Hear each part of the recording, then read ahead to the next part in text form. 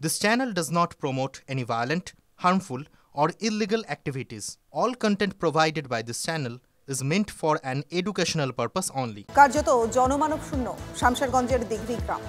একের পর এক বাড়িতে তালা ঝুলছে, গ্রামে তাণ্ডবের ছাপ এখনো স্পষ্ট। চারদিকে ছড়িয়ে ছিটিয়ে পড়ে রয়েছে জিনিসপত্র। আতঙ্কে ঘর ছেড়ে পালিয়েছেন বাসিন্দারা। UEM Jaipur is a perfect target for prospective students aspiring for good jobs, good education with future-ready skills. কার্যত শূন্য, যেরকম একটি বাড়ির সামনে দাঁড়িয়ে আছি, তালা মারা। তালা মেরে তারা হয় বসুনগরের দিকে পালিয়ে গিয়েছে, অথবা ঝাড়খণ্ডের দিকে, অথবা নিকট কোনো আত্মীয়ের বাড়িতে গিয়ে পালিয়ে রয়েছেন ভয়ে, আতঙ্কে, বাধ্য হয়ে। বাড়িতে কেউ নেই। ঠিক আমি যেখানে রয়েছি তার পাশের বাড়ি আমি যাওয়ার চেষ্টা করব আমার ক্যাম্পাসে নর্ঘের মাধ্যমে, যে সেই বাড়িও খালি। আমি যেখানে ঢুকছি এটা একটা দোকান, এই দোকান ছিল এই বাড়িটির, সেই দোকানটি সম্পূর্ণ ভেঙে তছনছ করে দিয়েছে। বাড়িতেও কেউ নেই, কোনো তালা না দিয়ে বাড়ির বাসিন্দা চলে গিয়েছে। বাড়ির লক, কেউ নেই, গ্রামে কেউ থাকছেও না, আতঙ্কে শূন্য। কেউ আছেন? কেউ নেই। স্বাভাবিক আতঙ্ক গ্রাস করেছে গোটা এই দিঘরি গ্রামে। বাড়ির অবস্থা দেখা যাচ্ছে সম্পূর্ণ ভেঙে তছনছ করে দিয়েছে, লুটপাট করা হয়েছে। আমি আরও একটি বাড়ি দেখাবো।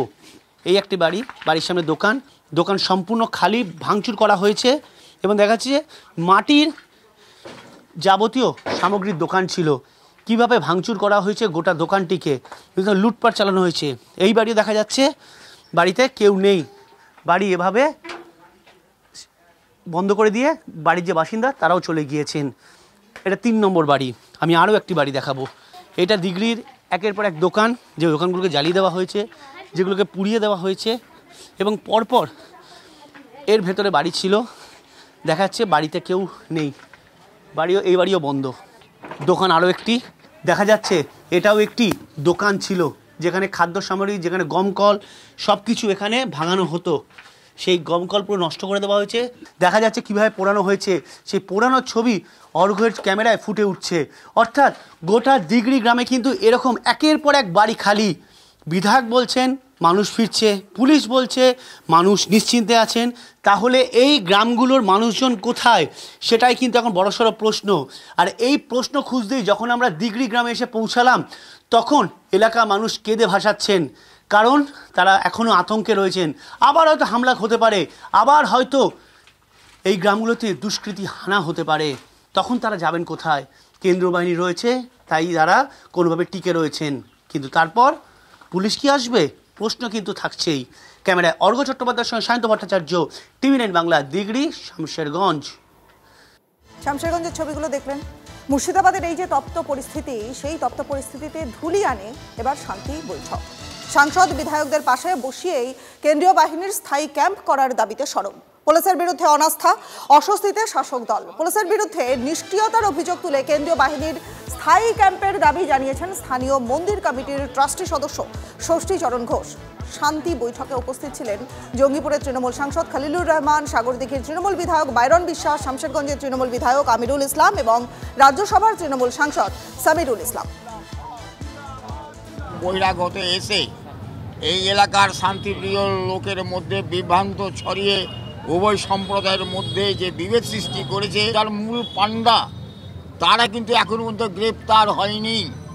এরা বিভিন্নভাবে ষড়যন্ত্র করে বিভিন্ন জায়গায় মানুষকে উত্তেজিত করছে।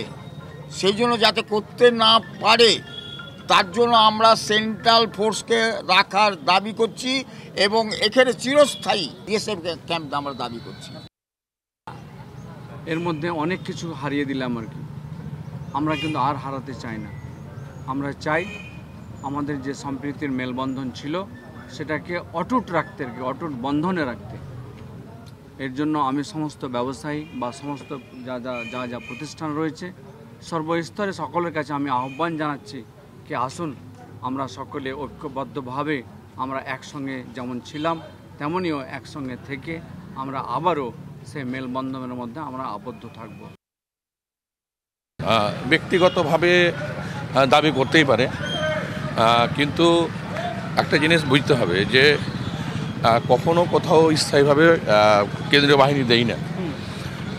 এখানে আইনগত দিক আছে, আমরাও চাইছি যে মানুষের নিরাপত্তাটা সুনিশ্চিত হোক, আমরাও নিরাপত্তা চাই, নিরাপত্তাটা সুনিশ্চিত থাক। এটা প্রশাসন নিশ্চয়ই দেখবে যে কাকে দিলে কি হয়, কোথা থেকে কি হবে, সেটা প্রশাসনের ব্যাপার। প্রশাসন নিশ্চয়ই আমরা বলবো যে নাগরিকদের নিরাপত্তা সুনিশ্চিত করার কাজটা যাতে করেন।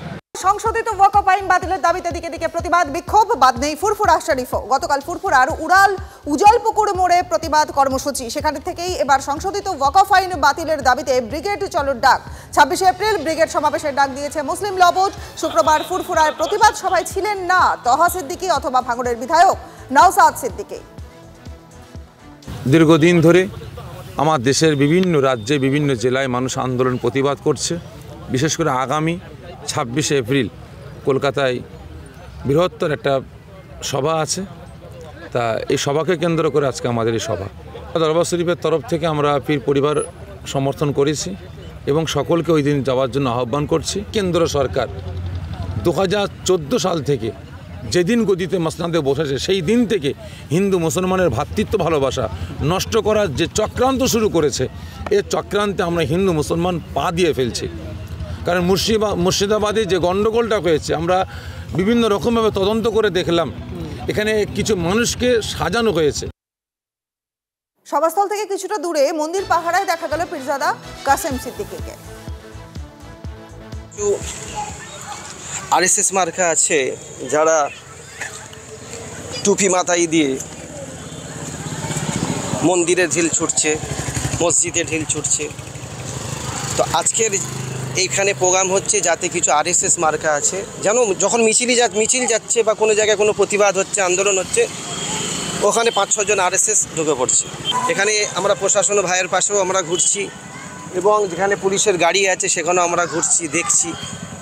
কিছু দুষ্কৃতী তো আছে সব জায়গায়।